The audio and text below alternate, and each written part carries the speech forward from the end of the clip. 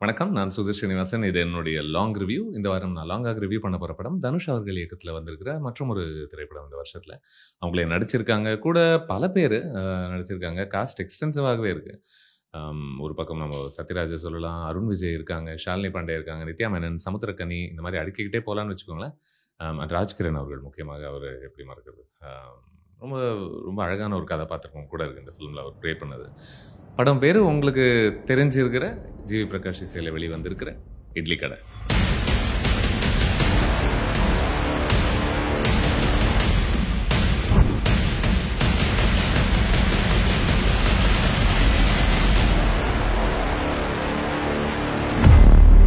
நீங்க உங்கள சுத்தி இடங்களையும், மனிதர்களையும், பொருட்களையும் இதெல்லாம் கவனிக்கும்போது ஒண்ணு மட்டும் தெளிவாக உங்களுக்கு தெரியும்.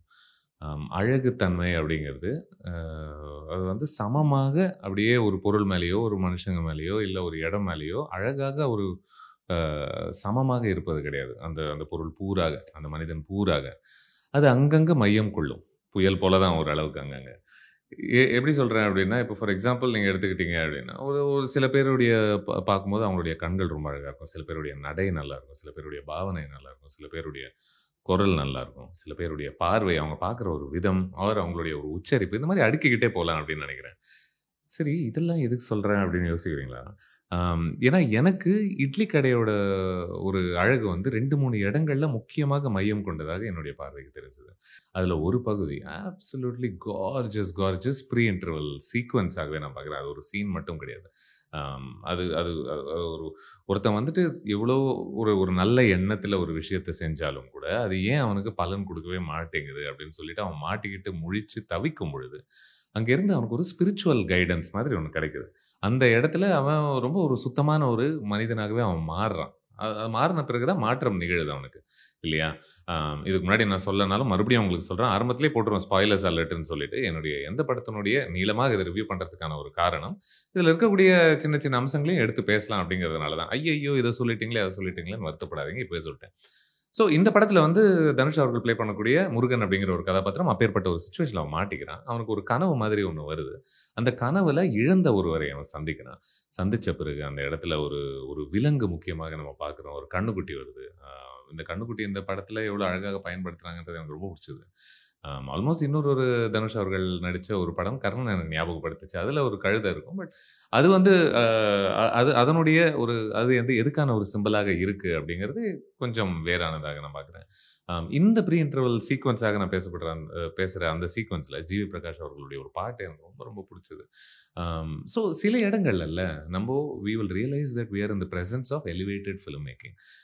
என்ன ரொம்ப அ என்ன கண்டிப்பாக கண் கலங்க வச்ச ஒரு சீக்வென்ஸாகவே நான் பார்க்குறேன். அண்ட் என்னுடைய பார்வையில மிக மிக அழகான ஒரு சீக்வென்ஸ் இந்த மொத்த படத்திலயுமே. இன்ஃபாக்ட் அந்த மாதிரி ஒரு பெரிய அழகுக்கு முன்னாடி நம்ம நிக்கும்போதுல்ல, நம்ம ஒரு பிலாசபி பத்திலாம் நம்ம யோசிக்க ஆரம்பிச்சுருவோம். அட்லீஸ்ட் நான் யோசிக்க ஆரம்பிச்சுருவேன். இத பார்க்கும்பொழுது ஒரு பக்கம் எமினம் சொல்லக்கூடிய ஒரு வரி "lose yourself in the moment" அப்படின்னு சொல்லக்கூடியதாக இருக்கட்டும். இல்ல நம்ம கீதோபதேசத்துல இருந்து எடுத்துக்கிட்டோம் அப்படின்னா, "கடமையை செய், பலனை எதிர்பார்க்காதே" அப்படின்னு சொல்வதாக இருக்கட்டும். அதெல்லாம் நம்மளால கவனிக்க முடியுது. அ அதுதானே படங்கள் செய்யுதுன்னு நெனைக்கிறேன்ல. அது சின்ன சின்ன ஒரு கதாபாத்திரத்தின் அ ஒரு ஒரு ஒரு ஒரு ஜர்னிய, ஒரு டிரான்ஸ்ஃபர்மேஷன அது கேப்சர் பண்ணும்போது என்ன ஆகுது அப்டின்னா, அங்கிருந்து நம்ம வாழ்க்கைய பத்தி புரிஞ்சுக்கிறதுக்கான ஒரு வழிய ஒண்ணு உருவாக்கி குடுக்குது அப்டின்னு நெனைக்கிறேன். இப்போ இந்த ஒரு ஸ்பெசிஃபிக் சீக்வென்ஸ் நான் பேசுற அந்த சீக்வென்ஸ்ல, முருகனுக்கு ஏன் திடீர்னு பலன்கள் கிடைக்க ஆரம்பிக்குது நம்ம யோசிக்க ஆரம்பிச்சோம்னா, அதுல இருக்கக்கூடிய ரகசியங்கள் 1, 2 நமக்கு புரிய ஆரம்பிக்குது. இந்த படத்துல இன்னொரு வேற என்ன அழகாக எனக்கு தோணுச்சு அப்டின்னா, ஒரு மரணம் நடந்த பிறகு இந்த படத்துல இறந்தவங்க, இறந்த ஒரு ஃபீலிங்கே நமக்கு இல்லாத மாதிரி இந்த படம் அத நடத்துது. அந்த கதாபாத்திரத்த பிரசன்ட் பண்ணது, அவங்க கான்ஸ்டன்ட்டாக படம் பூராக உயிரோடவே இருக்காங்க. தனுஷ் அவர்களுடைய அப்பாவாக ப்ளே பண்ணியிருக்க ராஜ்கிரண் அவர்களுடைய கதாபாத்திரத்த பத்தி சொல்றேன் நானு.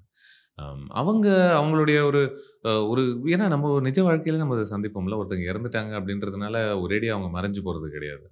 இடங்கள் வழியாகவும், அவங்க செஞ்ச விஷயங்கள் வழியாகவும், சொன்ன வார்த்தைகள் வழியாகவும், அவங்க குடுத்த அறிவுரை வழியாகவும் கான்ஸ்டன்ட்டாக நம்ம அவங்கள அவங்க உயிரோடவே இருக்காங்க அப்படிங்கிற ஒரு ஒரு சென்ஸ் நமக்கு ஆல்மோஸ்ட் இருந்துகிட்டே இருக்கிற இருக்குல்ல. நம்ம ரொம்ப நேசிக்கிறவங்கள பொறுத்து சொல்றேன் நான். இந்த படத்துல ஒரு எங்க எனக்கு வந்து தனுஷ் அவர்கள் ஒரு ஒரு நடிகர், நட்சத்திரம் அப்படின்றது நமக்கு ஏற்கனவே தெரியும். அத தாண்டி ஒரு இயக்குனராக எனக்கு ரெகுலராக இதனால தான் நான் கான்ஸ்டன்ட்டாக ஒரு டைரக்டராக ஒரு பெரிய வேல்யூ பார்க்குறேன் அவருடைய ஒரு வொர்க்ல இதுவரைக்கும் அவர் எடுத்த பல படங்கள்ல.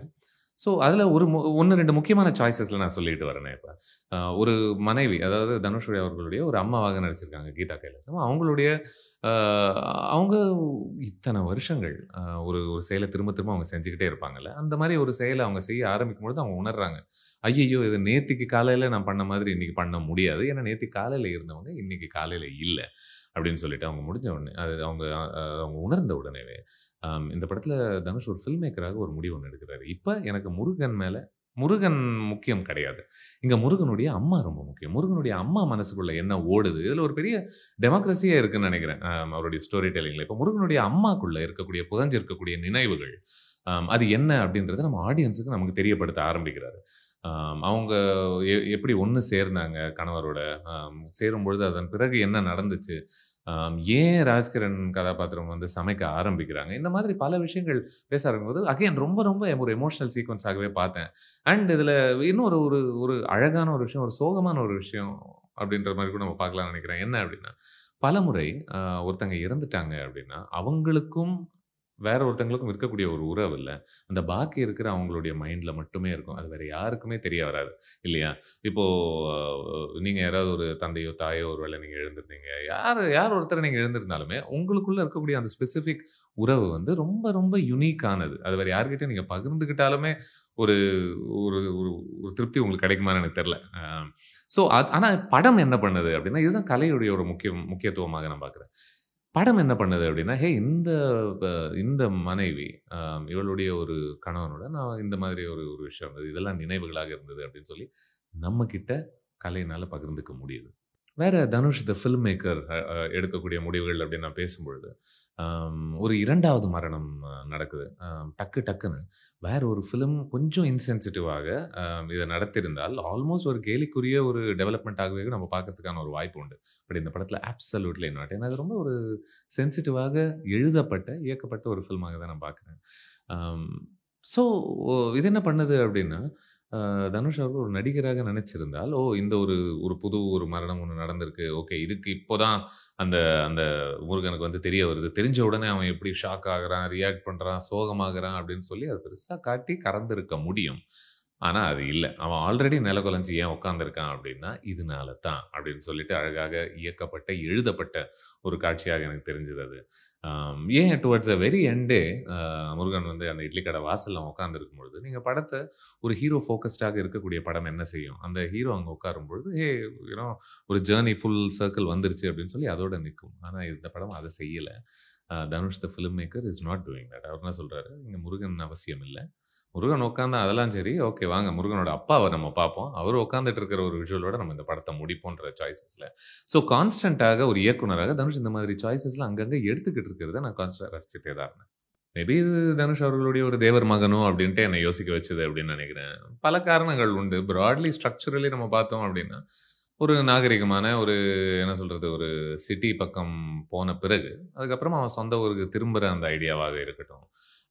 அந்த சொந்த ஊரினுடைய அந்த மண் வாசனையுடைய ஒரு முக்கியத்துவத்த அவன் புரிஞ்சுக்கிறதாக இருக்கட்டும். இல்ல அவன் ஆல்ரெடி அங்க ஒரு அர்பன் ஸ்பேஸ்ல அவனுக்கு ஒரு காதலி இருக்கா. பட் இருந்தும் அந்த காதல அவன் கைவிட வேண்டிய கட்டாயம் உருவாகி, அவன் எந்த கிராமத்துக்கு திரும்புறானோ, அந்த கிராமத்துல வேற ஒரு பெண்ண அவள் மேல அவனுக்கு மறுபடியும் ஒரு பெரிய அன்பு வருது, காதல் வருது. அவள திருமணம் செய்ய வேண்டிய ஒரு இடத்துக்கு தள்ளப்படுறான். அப்படின்ற ஒரு ஸ்பேஸாக இருக்கட்டும். அ இல்ல அந்த அந்த ஃபேமஸ் ஷாட் இருக்குல்ல, அந்த வெள்ள சட்டைய சும்மா அப்படி தூக்கி போடுற அந்த மொமெண்ட்டாக இருக்கட்டும். ஆம் மேபி இன்னும் ஒண்ணு கூட எனக்கு தோணுச்சு எனக்கு இந்த படம் பார்க்கும்போது. அந்த எனக்கு வன்முறையில ஒரு பெரிய ஈடுபாடு இல்ல. என்ன விட்டுருங்க அப்படின்னு சொல்லக்கூடிய இன்ஃபாக்ட் லாஸ்ட்ல டுவர்ட்ஸ் த வெரி எண்ட் அட போங்கடா அப்படின்னு சொல்லிட்டு ஒரு ஒரு பெரிய ஃப்ரஸ்ட்ரேஷனே அதுல அதுல தெரிவிக்கிற ஒரு ஐடியா இல்ல. இதெல்லாம் யோசிக்க வச்சது. பட் அந்த ஒரு ஸ்ட்ரக்சர்க்குள்ள இந்த படம் என்ன பண்ணுதுன்னா, grand philosophical overtones add பண்ணுது. எத பொறுத்து அப்டின்னா, வாழ்க்கைன்னா என்ன? இதுல சந்தோஷம்னா என்ன? ஆ பணம் சம்பாதிச்சா மட்டும் உங்களுக்கு நிம்மதி கிடைச்சிருமா? இந்த மாதிரி ஒரு கேள்விகளுக்கான ஒரு பதிலையும் தேட ஆரம்பிக்குதுன்னு நெனைக்கிறேன் இந்த ஒரு கதை. மேபி இன்ஃபேக்ட் அந்த அவர் சிட்டியில் இருக்கிறதுக்கும் கிராமத்தில் இருக்கிறதுக்கும் சின்ன டிஃப்ரென்ஸ் என்னென்னா, சிட்டியில் அஃப்கோர்ஸ் இவர் படத்தில் வரியாகவே அவர் வசனமாகவே அவர் சொல்லிடுறாரு. பட் சொல்லலைன்னா கூட நம்மளால் கவனிக்க முடியுது அவருடைய ஒரு உடல் மொழியே. அவர் வேற ஒரு நாட்டில் நல்லா கோட்டு சூட்டெல்லாம் போட்டுக்கிட்டு பயங்கரமாக காரெல்லாம் ஓட்டிக்கிட்டு இருக்கிற ஒரு ஸ்பேஸ்லேயே அவர் எப்படி ஒரு பெரிய சந்தோஷமே இல்லாமல் அந்த அவருடைய உடல் மொழியே அதை சித்தரிக்குது அப்படின்னு நினைக்கிறேன். இன்ஃபேக்ட் ஷாலினி பாண்டே ப்ளே பண்ணக்கூடிய கதாபாத்திரம் வந்து ஹே ஐ லவ் யூ அப்படின்னு சொல்லிட்டு இவரை கட்டி பிடிக்கும் பொழுது இவருடைய 2 கையும் எப்படி ஒரு ஒரு கட்டி பிடிக்கிற ஒரு தன்மை கூட இல்லாமல் கொஞ்சம் கூட அதில் ஈடுபாடு இல்லாமல் அப்படியே தொங்கி ஒரு மாதிரி கிடக்கு. ஐ லவ் யூன்னு அவர் சொல்லும்போது அவர் வார்த்தை மட்டும்தான் அவர் வாயிலேருந்து வருதே ஒழிய ஒரு உணர்ச்சி வருதா அப்படின்றத நம்ம கவனிக்கணும் அப்படின்னு நினைக்கிறேன். என்ன நான் மேபி ஒரு ஒரு சின்ன கம்ப்ளைண்ட் அப்படின்னு சொன்னா, இது ஒரு நரேட்டர் அப்படின்ற ஒரு டிவைஸ் இந்த படத்துக்கு ரொம்ப முக்கியமாக, அவசியமாக இருந்துச்சா? அப்படின்னு நான் யோசிச்சுட்டு இருந்தேன். ஏன்னா ஒரு பக்கம் வந்துட்டு அவர் இங்கேருந்து கிளம்பி வெளிநாட்டுக்கு கிளம்பும்போது, நான் என்னுடைய மண்ணையும், அடையாளத்தையும் விட்டுட்டு நான் இங்க கிளம்புனேன் அப்படின்னு சொல்றது வந்து bit too obvious. Yes we can see it இல்ல. இல்ல டுவர்ட்ஸ் த வெரி எண்ட் ஒரு ஒரு கவித்துவமான ஒரு முடிவு வருது ஒரு கதாபாத்திரத்துக்கு. பட் அதை வந்து இன்னொரு ஒரு கேரக்டர் வந்துட்டு இதுக்கு பேர் தான் பொயட்டிக் ஜஸ்டிஸ் அப்படின்ட்டு அவர் சொல்ல வேண்டிய அவசியமா நம்மளால புரிஞ்சுக்க முடியுது அப்படின்னு இப்படி இந்த மாதிரி தான் எனக்கு யோசிச்சுட்டு இருந்தேன்னு நினைக்கிறேன். பட் ஒன்று கண்டிப்பாக சொல்லலாம், இது வெறும் நல்லாக இன்னும் அங்கங்கே ஒரு பெரிய அழகான மூமெண்ட்ஸ் எல்லாம் இருக்குன்னு நான் சொல்லியிருந்தேன்ல, அது எழுத்து வடிவத்தில் மட்டும் இல்லை, ஒரு ஒரு ஒரு சினிமேட்டிக்காக ஒரு பெரிய வேல்யூவை ஆட் பண்ண முடியுதுன்னு நினைக்கிறேன் தனுஷ் த ஃபில்ம் மேக்கரால். எப்படி அப்படின்னு கேட்குறீங்களா? லைக் ஃபார் எக்ஸாம்பிள் ஒரு கிராமத்தில் ஒருத்தன் இப்போ தான் உட்காந்து இட்லி மாவு வந்துட்டு அவன் பண்ணிக்கிட்டு இருக்கான், மாவாட்டிக்கிட்டு இருக்கான் அப்படின்ற ஒரு ஐடியா இருக்குன்னு வச்சுக்கோங்களேன். அதையே நீங்கள் திரும்ப திரும்ப காட்ட வேண்டிய அவசியம் உங்களுக்கு இருக்கும் பொழுது அது ஈஸியாக ட்ரையாக ஆகலாம், கொஞ்சம் மொனாட்டனஸாகவே ஆகலாம். ஆனால் கொஞ்சம் கூட இந்த படத்தில் அந்த சினிமேட்டிக் என்டர்டெயின்மெண்ட் கொஞ்சம் கூட இந்த ஸ்பேசஸ்லலாம் எஸ்பெஷலி இதெல்லாமே நான் பேசுறது முக்கியமாக ஃபர்ஸ்ட் ஹாஃபில் வரக்கூடிய காட்சிகள் இல்லையா, அதில் கொஞ்சம் கூட அதை இழக்காத ஒரு தன்மை கான்ஸ்டன்ட் ஆகுது. அது எப்படி வருதுன்னா ஒரு நகைச்சுவை வழியாக வருது. அவன் ரொம்ப நேரம் மாவாட்டின பிறகு கூட டைமை பார்த்தா 5 நிமிஷம் தான் ஆகிருக்கு அப்படின்ற அதுக்குள்ளே இருக்கக்கூடிய ஒரு நகைச்சுவையாக இருக்கட்டும். இல்லை ஐ திங்க் ஒரு காலத்தில் நம்ம தமிழ் படத்துலலாம் அடிக்கடி சொல்லுவாங்க, ஹோட்டலுக்கு நீ பில்லு கட்டல அப்படின்னா மாவாட்ட அமைச்சிருவாங்க. ஐ திங்க் புது புது அர்த்தங்கள்ல எல்லோரும் மாவாட்ட கற்றுக்கிடணும் ஒரு பாட்டு கூட சட்டு ஞாபகத்து வருது.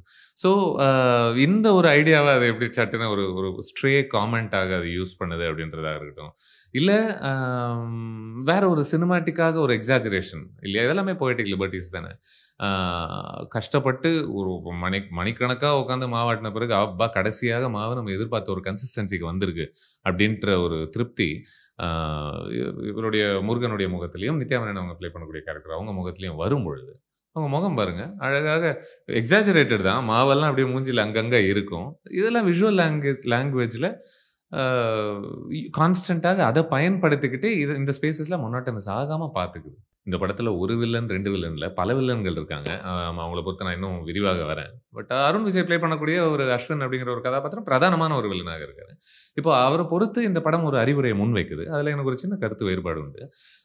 மேபி இந்த படம் அதை லிட்டரலாக மீன் பண்ணலையோ என்னவோ. லைக் ஃபார் எக்ஸாம்பிள் என்ன சொல்லுவோம், அடித்து வளர்க்கணும் அப்படின்னு சொல்கிறது உண்டு இல்லையா. நம்ம ஒரு குழந்தை வந்து கொஞ்சம் ஸ்பாயில்ட்டாக பிஹேவ் பண்ணும்போதெல்லாம், அதுவும் நம்ம ஊரில் நிறைய பழமொழி இருக்குது அந்த மாதிரி, அடி உதவுற மாதிரி, அண்ணன் தம்பி உதவ மாட்டேன் அந்த மாதிரி சொல்லிக்கிட்டே போகலாம். ஸோ இந்த படம் அதை லிட்டரலாக மீன் பண்ணாமல் ஒரு ஒரு பொயட்டிக் லிபர்ட்டியில் நாங்கள் இப்படி காமிக்கிறோம் அப்படின்னு நினச்சிருந்தாலும் கூட நம்ம சமூகம் அன்ஃபார்ச்சுனேட்லி இது எல்லாமே ரொம்ப லிட்டரலாக தான் எடுத்துக்கிறாங்க. அதனால் நம்ம அதை கிளாரிஃபை பண்ண வேண்டியிருக்கு. குழந்தைங்களை கண்டித்து வளர்ப்பது முக்கியமாக? அப்சல்யூட்லி, அதில் எந்த விதமான மாற்று கருத்துமே கிடையாது. ஆனால் அடித்து வளர்ப்பது முக்கியமா அப்படின்னும் பொழுது தான் அதில் எனக்கு ஒரு சின்ன மாற்று கருத்து உண்டுன்னு நினைக்கிறேன். ஏன்னா இதில் தான் ஒரு சின்ன ஒரு பேலன்ஸை நம்ம ஸ்ட்ரைக் பண்ண வேண்டியது மிக அவசியம் அப்படின்னு நினைக்கிறேன். ஏன்னா நீங்கள் ஒரு பக்கம் வந்துட்டு தன்னுடைய மகனோ மகளோ என்ன வேணா பண்ணலாம், நான் கேள்வியே கேட்கக்கூடாதா அப்படின்ற ஒரு ஸ்பேஸ் வந்து ஒரு எக்ஸ்ட்ரீம். இன்னொரு எக்ஸ்ட்ரீம் வந்துட்டு ஆனவனா கை வைக்கிறது, டமால் டமில் நடிக்கிறது, அரைகிறது, இது வந்து இன்னொரு ஒரு எக்ஸ்ட்ரீமாக நான் பார்க்குறேன். இதுக்கு மத்தியில் தான் ஏதோ ஒரு அழகான ஒரு பேலன்ஸை ஸ்ட்ரைக் பண்ண வேண்டி இருக்குது அப்படின்றத நான் நினைக்கிறேன். இப்போ இந்த ஏன் சொல்கிறேன், இந்த ஃபிலிமை ஸ்பெசிஃபிக்காக நான் சுட்டிக்காட்டுறதுக்கான ஒரு காரணம், இந்த படமே முருகனுடைய கதாபாத்திரம் வச்சுட்டு நீங்கள் வன்முறையை கையாளுவதால் அதில் 5 பைசா பிரயோஜனம் கிடையாது, அதுலேருந்து வரக்கூடிய சிக்கல்கள் என்ன அப்படின்றதே இந்த படத்தினுடைய செகண்ட் ஹாஃப் எடுத்து காமிக்குது. 1, 2, 3, 4 வில்லன்கள்லாம் இருக்காங்க அப்படின்னு சொன்னால அதில் 3 பேர் வந்து ஒரே குடும்பத்தை தான் சார்ந்தவங்க. ஷாலினி பாண்டே அவங்களுடைய கதாபாத்திரம் வில்லனாக பார்க்க முடியுமான்னு தெரியல, பட் ஓரளவு நம்ம பார்க்கலாம்னு நினைக்கிறேன், கொஞ்சம் நேரத்துக்கு அட்லீஸ்ட். ஸோ அவங்க வந்துட்டு அருண் விஜய் ப்ளே பண்ணக்கூடிய அஸ்வினுடைய ஒரு சிஸ்டராக இருக்காங்க. அவங்க 2 பேருடைய அப்பா வந்து சத்யராஜ் அவர்கள் ப்ளே பண்ணக்கூடிய ஒரு கதாபாத்திரம். இந்த 3 பேருமே நம்ம எப்படி பார்க்கலாம் அப்படின்னா, இப்போ ஷாலினி பாண்டே அவங்க ப்ளே பண்ணக்கூடிய ஒரு கேரக்டர் வந்து, அவங்களுக்கு வந்துட்டு ஒரு அறியாமை, ஒரு பெரிய அறியாமை. தன் குடும்பம் என்னவாக இருக்கு அப்படின்றதே புரிஞ்சுக்க முடியாத ஒரு ஸ்பேஸ்ல அவங்க இருக்காங்க. மீன்வைல் சத்யராஜ் அவர்கள் வந்துட்டு ஒரு பெரிய இயலாமைன்னு சொல்லலாமா? ஏன்னா, அவர் ஒரு சில விஷயங்கள் செய்யணும் அப்படின்னு ஆசைப்பட்டா கூட, அத செய்ய முடியாத ஒரு கட்டாயத்தில, கண்ணு முன்னாடி சில தீங்குகள் நடக்கும்போதும், அத தவிர்க்க முடியாத ஒரு ஸ்பேஸ்ல அவர் மாட்டிக்கிட்டு இருக்காரு. இந்த வெரைட்டியே நல்லா இருந்ததுன்னு நெனைக்கிறேன். ஈச் ஆஃப் தீஸ் கேரக்டர்ஸ்க்கு மத்தியில. மீன்வைல் அஸ்வின், அருண் விஜய் ப்ளே பண்ணக்கூடிய கேரக்டர், அவர் வந்துட்டு தான் நெனச்சதெல்லாம் என்ன வேணா செஞ்சுருவேன். யார் பேச்சையுமே நான் கேட்க மாட்டேன். எனக்கு ஆல்மோஸ்ட் இது வந்து அந்த 3 மங்கீஸ்ன்னு சொல்லுவாங்கல்ல. ஆல்மோஸ்ட் அதே என்ன யோசிக்க வச்சதுன்னு நெனைக்கிறேன். ஏன்னா, ஒரு பக்கம் வந்து ஷாலினி பாண்டே கண்ணுக்கு எதுவுமே தெரிய மாட்டேங்குது. வீட்ல என்ன நடக்குது? ஏது நடக்குது? அப்படின்னு சொல்லிட்டு அவங்க பிளைண்டடாக இருக்காங்க. இன்னொரு பக்கம் சத்யராஜ் அவர்கள் கேரக்டர் வந்துட்டு அவரால எதுவுமே பேச முடியல. அவர் ஊமையாக இருக்காரு. ஏன்னா, அவர் என்ன இங்க பேச முடியுமா? நம்ம பையனுக்கு ஏதாவது ஒண்ணு எடுத்து சொல்ல முடியுமா? அப்படின்ற ஒரு ஸ்பேஸ்லயே அவர் மாட்டிக்கிட்டு இருக்காரு. அருண் விஜய் கதாபாத்திரம் எடுத்துக்கிட்டோம்னா அஸ்வின். சுத்தம். யார் என்ன வேணா பேசிக்கங்க. என் மூளைக்கு எட்டுறத தான் நான் செய்வேன். எனக்கு காதே கேட்காது. நீங்க என்ன சொன்னாலும் கேட்காது அப்படின்ற ஒரு ஸ்பேஸ்ல. பட் அப்படி இருந்தும் கூடல்ல, எனக்கு இதுல ஷாலினி பாண்டே கேரக்டர் இந்த படம் எப்படி ஹேண்டில் பண்ணுச்சுன்னு எனக்கு ரொம்ப புடிச்சது. ஒண்ணு, நம்ம வில்லன்கள் யூசுவலி அவங்க என்ன சொல்றது? நமக்கு பார்த்த உடனே தெரிஞ்சிரும் ஆப்வியஸாக. அண்ட் அவங்க செய்யக்கூடிய ஒரு செயல்ல அவங்க வில்லனா இல்லையான்னு நெனைக்கிறாங்களோ இல்லையோ, அது ரொம்ப ஆப்வியஸாகவே வந்துரும். பட் இந்த படத்துல கான்ஸ்டன்ட்டாக ஷாலினி கேரக்டர் வந்துட்டு, நம்ம கெட்டவங்களா? அப்படின்னு கேட்டுக்கிட்டே இருக்கிறதுல எனக்கு ரொம்ப புடிச்சது. ஏன்னா கான்ஸ்டன்ட்டாக பலமுறை இல்ல, நீங்க கெட்ட செயல்கள் செய்யும் பொழுது, நீங்க கெட்டவர்களாகவே நீங்க மாறிட்டீங்க. அந்த மொமெண்ட்ஸ்ல அப்படின்னு நீங்க உணராம, "ஓ! நான் நியாயமா தானே செய்றேன்." அப்படின்ற ஒரு தன்மையில தானே பல பேர் செய்வது உண்டு. ஸோ ஆல்மோஸ்ட் அத தான் பேசுதுன்னு நெனைக்கிறேன். அண்ட் ஒரு கிராமத்த மையமாக வச்சு எழுதப்பட்ட, எடுக்கப்பட்ட இந்த படத்துல, ஷாலினி பாண்டே கேரக்டர் ஒரு அர்பன் ஸ்பேஸ்லேருந்து வராங்க, வெளிநாட்டிலேருந்து வராங்க. அதிகம் பயங்கரமாக ஆங்கிலத்தில பேசிக்கிட்டே இருக்கக்கூடிய ஒரு கதாபாத்திரமாக இருக்காங்க. அப்படி இருக்கும் பொழுது கூடல்ல, அவங்களுக்குள்ள இருக்கக்கூடிய நன்மை என்ன? அவங்களுக்குள்ள இருக்கக்கூடிய ஒரு ஒரு ஒரு ஒரு சாஃப்ட்னஸ் இருக்குல்ல, அத பத்தி பேசுது இந்த ஃபில்ம். அவங்கள வெறும் சுலபமாக கெட்டவ பாரு வந்துட்டான் இங்கிலீஷ் பேசிக்கிட்டு, அப்படின்ற ஒரு தன்மை இல்லாத ஒரு ஃபில்மாக நான் பார்க்குறேன். இந்த குவாலிட்டி வந்து எனக்கு நீக்லயுமே, இதுக்கு முன்னாடி தனுஷ் இயக்குன அந்த ஃபில்ம்லயுமே என்னால பார்க்க முடிஞ்சது. ஸோ எதுவும் யாருமே பைனரியாக சுலபமாக, இங்கேருந்து வந்தா இவங்க நல்லவங்க தான் இருப்பாங்க. நல்லவங்களாக தான் இருப்பாங்க. இங்கேருந்து வந்தா இவங்க கெட்டவங்களாக தான் இருப்பாங்க அப்படின்ற ஒரு ஒரு ஒரு ஆப்வியஸான ஒரு சைல்டிஷ் பாகுபாடு இல்ல. அது இல்லாம இருக்கு இந்த ஃபில்ம்லயுமே. ஸோ அதனால தான் என்னதான் இவங்க சிட்டிலேருந்து வேற ஒரு கண்ட்ரிலேருந்து வரக்கூடிய ஒரு 3 வில்லன்கள் இருந்தாலுமே, தான் சொந்த ஊர்லயே இருக்கக்கூடிய ஒரு வில்லனும், ஒரு ப்ராக்ஸி வில்லனும் இத்தன கதாபாத்திரங்கள் இருக்கு இந்த ஃபிலிம்ல. சமுத்திரக்கனி ப்ளே பண்ணக்கூடிய ஒரு கேரக்டர் வந்துட்டு, ஒரு சென்ட்ரலான ஒரு ஒரு வில்லனாக இல்ல அப்டின்னா கூட இல்ல. அவருடைய ஒரு பங்களிப்பு எனக்கு ரொம்ப புடிச்சது. ஒரு பெரிய நகைச்சுவையே இருக்குன்னு நெனைக்கிறேன் அந்த ஸ்பேஸ்க்குள்ள. அவர் சர்காஸ்டிக்காக அ ஊரே வந்து "ஐயய்யோ! முருகனுக்கு என்ன ஆச்சு?" அப்படின்னு ஒரு பெரிய பதட்டத்துல இருக்கும்போது, அவர் மட்டும் வந்துட்டு, "என்ன செத்துட்டானா? செத்துருவானா?" அப்படின்னு சொல்லி ஆசையோட கேட்கிற ஒரு ஒரு விஷயம் இருக்குல்ல. சிரிக்காம இருக்க முடியாது கண்டிப்பா. கொஞ்ச நேரத்துக்கு முன்னாடி என்ன ரொம்ப ஸ்பெசிஃபிக்காக ஃபர்ஸ்ட் ஹால்ஃப் அப்படின்றத நான் மென்ஷன் பண்ணதுக்கான ஒரு முக்கிய காரணம் என்ன அப்படின்னா, அந்த ஃபர்ஸ்ட் ஹால்ஃப் முடியும் பொழுது இன்டர்வலுக்கு கொஞ்சம் முன்னாடி ஒரு முக்கியமான முருகனுக்கு உள்ளுக்குள்ள தன்னுடைய ஒரு ஒரு பெரிய இன்டர்னல் டிரான்ஸ்ஃபர்மேஷன் நடக்குது. அந்த இடத்துல தான் அவன் வந்துட்டு, "ஓ! இவ்வளோ நாள் நான் இதுதான் பிரச்சனைன்னு நினைச்சுட்டு இருந்தேன். இப்ப தான் புரியுது. இதனுடைய அழகு என்ன? இதுல எவ்வளோ ஒரு பெரிய நிம்மதி இருக்கு." அப்படின்னு சொல்லி. ஸோ இந்த ஒரு ஒரு முக்கியமான ஒரு மாறுதல் தனக்குள்ள நிகழ்ந்த பிறகு, இந்த படம் அன்பார்ச்சுனேட்லி என்னவாக ஆகுது அப்படின்னா, வெறும் எக்ஸ்டர்னல் ஈவென்ட்ஸ சார்ந்த ஒரு மூவியாக மாற ஆரம்பிக்குது. அஃப்கோர்ஸ் இதுல வன்முறைய கையாளக்கூடாது அப்படின்ற ஒரு ஐடியா இருந்தாலுமே, அந்த ஒரு ஐடியா அ இல்ல கொஞ்சம் புகுத்தப்பட்ட ஒரு ஐடியாவாக தான் எனக்கு தெரிஞ்சது. ஆர்கானிக்காக கதைக்குள்ளேருந்து முளைச்ச ஒரு ஐடியா அப்படின்ற ஒரு சென்ஸ் உண்மைய சொன்னா எனக்கு கிடைக்கல. அண்ட் செகண்ட் ஹால்ஃப்ல அஃப்கோர்ஸ் பாடல்கள் வர ஆரம்பிக்குது. ஒரு லவ் ட்ராக்குக்காக அந்த லவ் ட்ராக்க சந்தோஷப்படுத்துற ஒரு சாங் ஒண்ணு உள்ளுக்குள்ள வருது. அதன் பிறகு செல்ஃப் சஃபிஷியன்சிய சார்ந்த இன்னொரு ஒரு பாடல் ஒண்ணு வர ஆரம்பிக்குது. அண்ட் இந்த வில்லன்ஸே கொஞ்சம் அவங்களுடைய ஒரு ஹெல்ப்லெஸ்ஸாக மாறுறாங்கல்ல. ஐய்யய்யோ! என்ன பண்றதுன்னு புரியல அப்படின்ற ஒரு ஸ்பேஸ்க்குள்ள அவங்க தள்ளப்படுற ஐடியா கான்செப்சுவலி ஒரு அழகான, ஒரு டீப்பான ஒரு ஐடியாவாக இருந்தாலும், as far as the drama is concerned அந்த ஃபர்ஸ்ட் ஹால்ஃப்ல இருக்கக்கூடிய அந்த ஒரு அழகுத்தன்மை அ இருக்கா அப்படின்னா, I I don't think so. அதனால தான். ஸோ அங்கங்க அதுவும் முக்கியமாக அந்த முதல் பாதியில நமக்கு கிடைக்கக்கூடிய திருப்திகள் ரொம்ப ஆழமான திருப்திகளா இருக்கு. ரொம்ப எமோஷனலி சாட்டிஸ்ஃபையிங் ஜாய்ஸ் எல்லாம் இருக்கும் பொழுதுல, அது வந்து கொஞ்சம் இந்த படம் போக போக முருகன் வந்து அந்த ஊர்ல தனக்கு ஒரு சப்போர்ட் கிடைக்க ஆரம்பிச்ச பிறகு, தன்னை சுத்தி இருக்கிறவங்கலாம் தன்னை நம்ப ஆரம்பிச்ச பிறகு, அது கொஞ்சம் ஒரு half way into the film நடக்குதுல்ல. அதன் பிறகு அ அந்த அந்த மாதிரியான சந்தோஷங்கள குடுக்க கொஞ்சம் தவிக்க ஆரம்பிக்குது அப்படின்னு நெனைக்கிறேன் இட்லி கடை. ஸோ அதனால தான் எனக்கு நெறைய வாட்டி என்ன தோணும் அப்டின்னா, நமக்கு சில படங்கள் நம்ம ஆல்மோஸ்ட் ஒரு வாழ்க்கைய ஞாபகப்படுத்துது. எப்படி சொல்றேன் அப்டின்னா, இந்த ஸ்பேஸ்ல தான் ஆரம்பிச்சேன்ல இந்த ரிவ்யூ. அதனால அந்த ஸ்பேஸ்லயே முடிச்சிடலாம் அப்டின்னு நெனச்சேன். எப்படி சொல்றேன் அப்டின்னா, ஆ சின்ன வயசுலல்ல ஒரு பெரிய துயரத்துல இருப்போம், கஷ்டத்துல இருப்போம், பணம் பெருசா இருக்காது. வாழ்க்கை என்னவாக ஆகப்போகுதுன்னே தெரியாது. அப்படி இருக்கும்போதுமே, இட் ஃபீல்ஸ் குவைட் பியூட்டிஃபுல்ல. ஏன்னா என்னவாக இது என்ன வேணா இது இது ஆகலாம் அப்படின்னு சொல்லிட்டு நம்மள யோசிக்க வைக்கும்.